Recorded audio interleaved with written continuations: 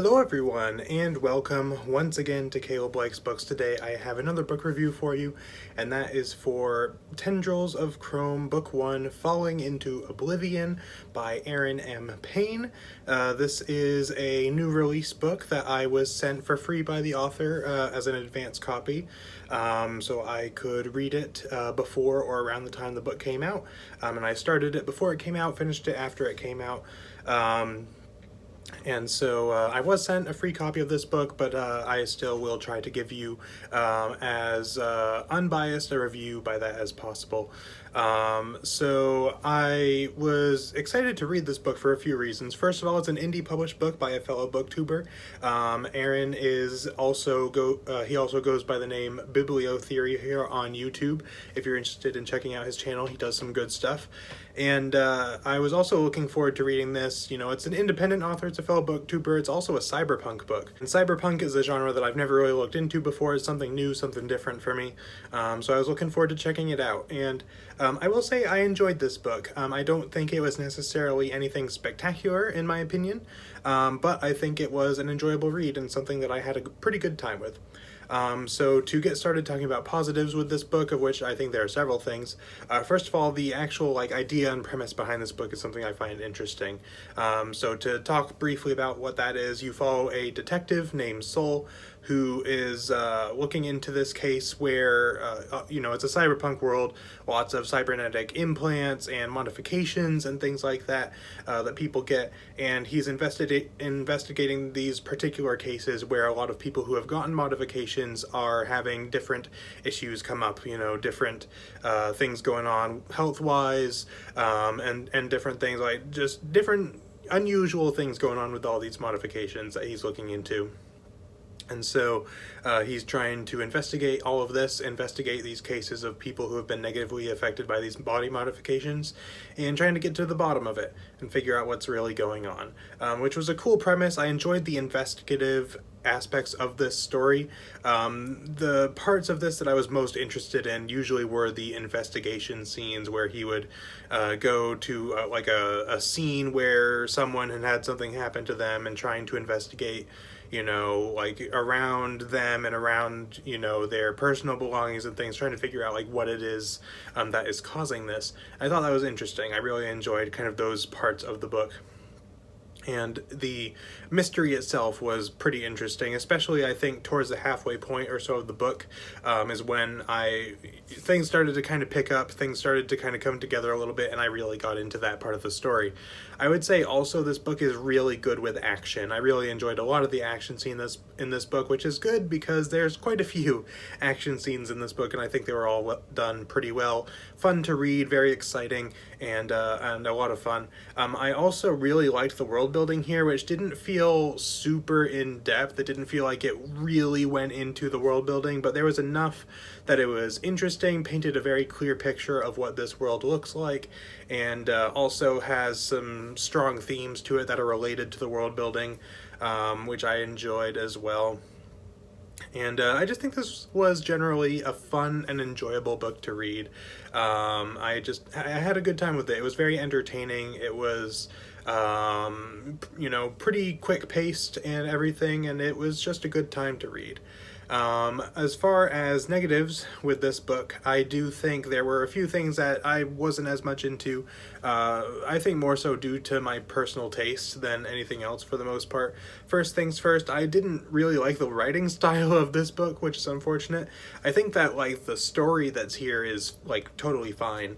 I just didn't really like the writing style, which was a present tense, first person, with a lot of heavy description. Now, this is something that I personally found kind of interesting and funny, that I wasn't a fan of this writing style, because back when I was in college, I actually wrote several short stories for some creative writing classes, and in almost every instance, I used this exact writing style, or at least something very similar to it, first person, present tense, very descriptive. And I just found it interesting that I didn't really enjoy reading that. It's not like a huge issue. I still was able to enjoy the book just fine, but I was not really a fan of that particular writing style. It just doesn't work for me the same. Evidently, it does not work reading it for me as well as writing it. Although I have thought if I ever do decide to write something else, I'm not going to do it that way. So that was one thing. I also didn't really find the characters terribly compelling. I think they're all like serviceable, fine characters. You know, the main characters, like, you know, he's got a wife and a kid, kind of down on his luck, trying to get that one really good job that'll really help him out, because, like, he's broke and stuff. So it's kind of very, like, tropey kind of character, I think. It works well. I don't find him terribly compelling. Same thing with a lot of the side characters. They're all fine, but I didn't really love any of them. However, I did enjoy the interactions between characters. Sometimes can be kind of humorous and fun. But the characters themselves didn't do a whole lot for me personally. And the other thing I would say is that it just took a little bit for me to really get into this book. Like I said, about the halfway point is where the investigation aspect of the book really began to pull me in. And before that, I was enjoying the book, but I wasn't like loving it or anything. So it just took a little bit to get going. But once it did, I enjoyed it a decent amount more. One other thing that I thought of as far as a positive that I forgot to mention is I actually really liked the end of this book as well.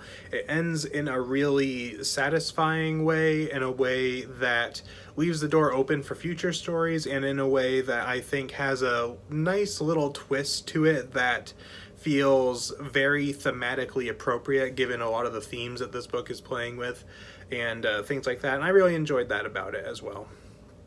So overall, this was a pretty solid book. It was a solid debut from Aaron Payne, and a book that I enjoyed. It's not one, again, that I loved or anything, but it was entertaining, it was fun. Definitely, I think, shows some promise for the future. I think that everything here was done well. It just wasn't, like, amazing or anything like that, but definitely was well done and shows a lot of potential for the future, I think, for some really cool stuff to happen later down the line. And especially like with this particular book setting up the first book of the series, I think there's potential for the series as well to turn into something really cool. So that's pretty much all I got to say about this one. As far as a rating out of 10 that I would give Falling into Oblivion, I would give it a 7 out of 10. You know, it was good. Wasn't amazing, but it was good. So I enjoyed it a decent amount, and I would recommend checking it out. I've seen a lot of other people seem to have enjoyed this book more than I did. So I would say definitely go and give this a read yourself to see what you think of it, because apparently a lot of other people really liked this book, whereas I thought it was just pretty good.